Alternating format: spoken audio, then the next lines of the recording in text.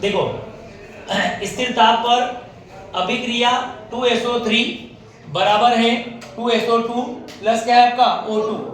एक अभिक्रिया है, इसका साम्य स्थिरांक कितना दिया बेटा अपने को 278। तो इस अभिक्रिया के आधार पर एक नई अभिक्रिया बना दी 2SO2 प्लस हाफ O2 बराबर क्या हो गया SO3। इस अभिक्रिया का साम्य स्थिरांक कितना होगा? इस अभिक्रिया का साम्य स्थिरांक कितना होगा? तो मैंने पिछले चैप्टर में भी बताया था आपको, एक अभिक्रिया से अगर दूसरी अभिक्रिया बनाना हो तो हम चेक करेंगे कि उसका अभिकारक कहां पर है। हम देखेंगे इसका अभिकारक क्या है बेटा आपका SO2। SO2 ऊपर कहां लिखा हुआ है? उत्पाद में। कहां लिखा है? उत्पाद में। इसका मतलब है कि अगर इस अभिक्रिया से ये वाली अभिक्रिया बनाना है तो सबसे पहला काम अभिक्रिया क्या करेंगे? पलट देंगे। क्या करेंगे? अभिक्रिया को पलटेंगे। तो आपने इसका हल निकालने के लिए क्या किया? अभिक्रिया एक को पलटने पर, अभिक्रिया एक को क्या कर दिया आपने? पलट दिया। अभिक्रिया एक को पलटा तो उत्पाद आगे आ गया 2SO2 प्लस O2 बराबर क्या बन गया आपका 2SO3। क्या बन गया बेटा? 2SO3। इसके बाद नंबर 2, हमें SO2 के पास क्या कोई नंबर दिख रहा है? और वहां नंबर दिख रहा है, वो नंबर क्या करना पड़ेगा? हटाना पड़ेगा। तो उस नंबर को हटाने के लिए क्या करेंगे? जब 2 है, अगर 2 को हटाना है तो 2 से क्या करेंगे? डिवाइड। 2 से क्या करेंगे? डिवाइड। इसका मतलब पूरे इक्वेशन को मल्टीप्लाई करने पड़ेगा अपने को 1/2 से। किससे? 1/2 से। तो आपने कहा 1/2 से गुणा करने पर, 1/2 से गुणा करने पर, 1/2 से गुणा किया। सबसे पहली बात, जब अभिक्रिया को पलटेंगे तो अभिक्रिया का जो स्थिरांक होता है साम्य अवस्था स्थिरांक, ये क्या करेगा? पलट जाएगा। पलट जाएगा इसका मतलब अब मान लो इसके लिए क्या था K, तो इसके लिए क्या जाएगा 1/K। क्या हो जाएगा? 1/K। अब जैसे इक्वेशन को हाफ से मल्टीप्लाई करोगे तो इक्वेशन बन जाएगी SO2 प्लस हाफ O2 बराबर क्या जाएगा? SO3। इस इक्वेशन को हाफ से मल्टीप्लाई करेंगे, 2 से 2 क्या हो जाएगा? कैंसिल। क्या बचेगा? SO2। इसमें मल्टीप्लाई क्या होगा? हाफ का। फिर यहाँ 2 से 2 क्या हो जाएगा? कैंसिल। ठीक है।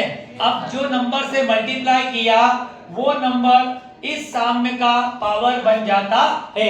मल्टीप्लाई किससे किया अपन ने? हाफ से। तो पावर में क्या जाएगा? हाँ 1/2। और 1/2 का मतलब गणित में होता है वर्गमूल। गणित में क्या होता है? वर्गमूल। इसका मतलब है कि इस अभिक्रिया का जो साम्य अवस्था स्थिरांक है वो होगा 1/K। किसके अंदर? अंडर रूट में। इसमें आएगा अंडर रूट। अब मुझे अगर K डैश का मान निकालना है तो K का मान दिया हुआ है। इस अभिक्रिया के लिए K का मान कितना दिया है? 278।